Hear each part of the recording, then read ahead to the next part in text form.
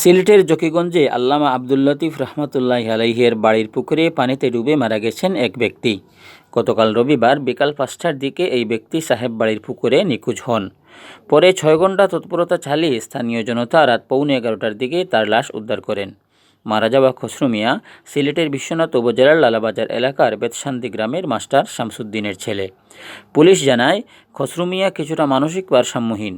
তার স্ত্রীসহ পরিবারের সদস্যরা তাকে নিয়ে গতকাল সিলেটের বিভিন্ন মাজার জিয়ারতে বের হন।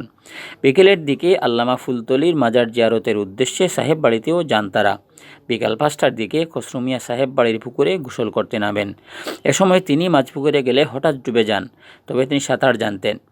এদিকে পানিতে চলিয়ে যাওয়ার পর খবর পেয়ে ফায়ার সার্ভিস ও পুলিশ ঘটনাস্থলে পৌঁছে, কিন্তু সন্ধ্যা হয়ে যাওয়ায় ফায়ার সার্ভিস দলের ডুবুরিরা পর্যাপ্ত আলোর অভাবে উদ্ধার অভিযানে নামতে পারেননি।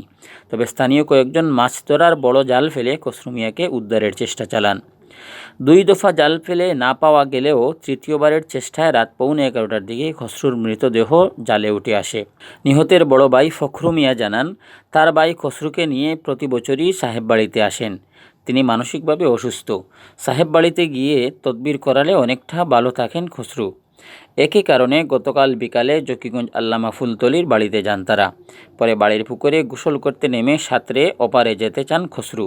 তবে মাঝ পুকুরে যাওয়ার পর হঠাৎ তার হিক্কা ওঠে এবং তিনি পানিতে তলিয়ে যান।